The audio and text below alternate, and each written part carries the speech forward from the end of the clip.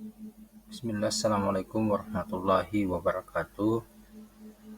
Pertama, perkenalkan nama saya Ansor, golongan ketiga, angkatan ke-21, kelompok 2 dengan NDH 16. Baik, pada kesempatan kali ini saya akan mencoba menjelaskan mengenai analisis efektivitas kinerja individu berdasarkan tupoksi. Dan adapun ini merupakan salah satu tugas agenda 1 yang diberikan oleh Dr. Zainal Fanani MED. Adapun tugas pekerja sosial berdasarkan Permen PAN-RB nomor 33 tahun 2020 bab 4 pasal 6 adalah melakukan penyelenggaraan kesejahteraan sosial meliputi pendekatan awal, pengungkapan dan pemecahan masalah, penyusunan rencana intervensi, evaluasi, terminasi dan rujukan, serta bimbingan dan pembinaan lanjut. Kemudian, adapun yang menjadi uraian tugas ataupun tupoksi saya selaku pekerja sosial berdasarkan Permen PAN-RB nomor 33 tahun 2020 pada pasal 4 pada bab 4 pasal 8 itu jumlahnya ada 33 tugas. Dan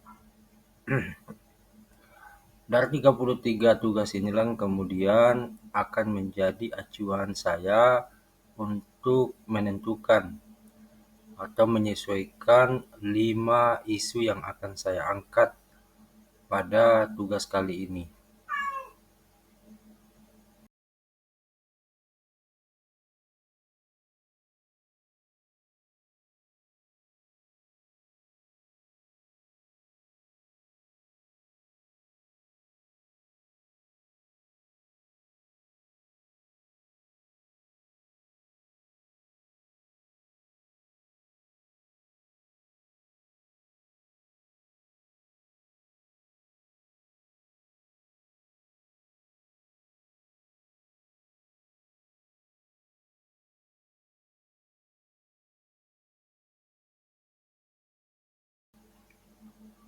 Lima isu berdasarkan tupoksi saya selaku Peksos sebagaimana yang sudah saya sampaikan tadi yang jumlahnya ada 33 itu, maka kemudian saya mengangkat 5 isu. 1. Belum optimalnya kegiatan bimbingan lanjut dalam keluarga, masyarakat, dan pihak lainnya. Kemudian yang kedua, belum optimalnya penguatan kapasitas PSKS atau potensi sumber kesejahteraan sosial. Yang ketiga, kurangnya koordinasi antar PSKS dalam penyelenggaraan kesejahteraan sosial. Yang keempat, belum optimalnya dukungan masyarakat terhadap upaya penyelenggaraan kesejahteraan sosial. Dan yang kelima, minimnya kesadaran calon penerima program penyelenggaraan kesejahteraan sosial. Nah, inilah 5 tupoksi atau 5 isu yang saya angkat berdasarkan tupoksi sesuai dengan Kemenpan RB nomor 33 tahun 2020. Nah, dari 5 isu yang saya angkat, lalu kemudian saya tapis menggunakan metode APKL. Dengan menggunakan metode APKL ini, lalu kemudian saya mendapatkan 3 isu dengan nilai paling tinggi. Yang pertama adalah belum optimalnya dukungan masyarakat terhadap upaya penyelenggaraan kesejahteraan sosial dengan nilai 19. Kemudian yang kedua, belum optimalnya penguatan kapasitas PSKS dengan nilai 15. Dan yang ketiga, minimnya kesadaran calon penerima program penyelenggaraan kesehatan sosial. Nah, inilah 3 isu dengan nilai tertinggi dari 5 isu yang saya angkat di awal tadi. Nah, setelah tadi saya menapis dengan menggunakan metode APKL, maka kemudian saya sudah mendapatkan 3 isu dengan nilai tertinggi. Lalu kemudian saya kembali analisis dengan menggunakan metode USG untuk menentukan atau menemukan satu isu utama.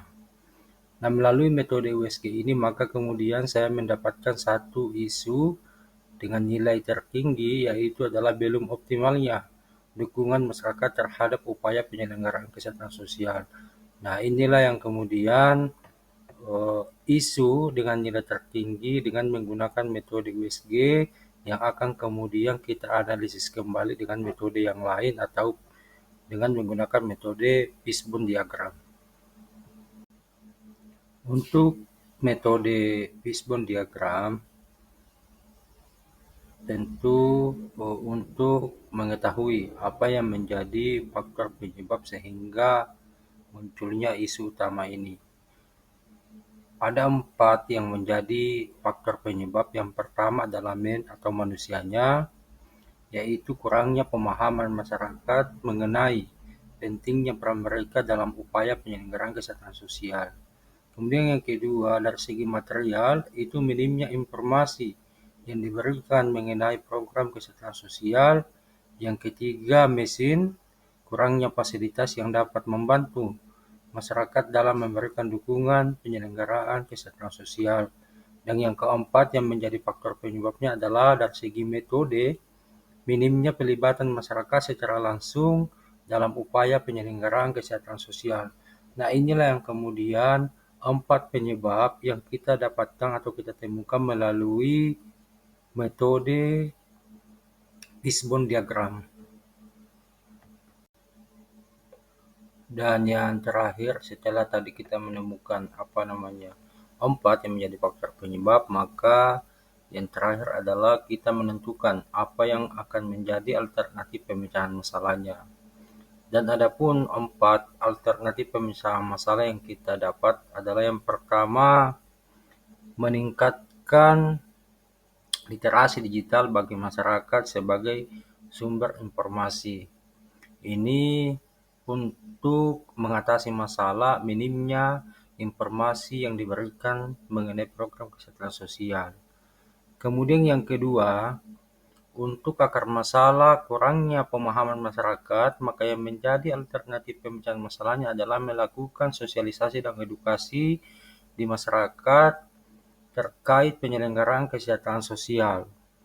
Kemudian yang ketiga, yang menjadi alternatif pemecahan masalah adalah membuat pusat pengaduan masyarakat terkait upaya penyelenggaraan kesehatan sosial.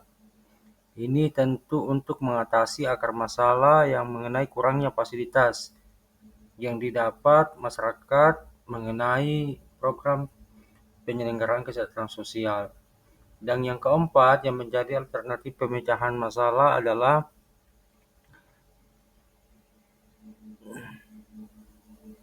melibatkan masyarakat secara langsung dalam upaya penyelenggaraan kesehatan sosial.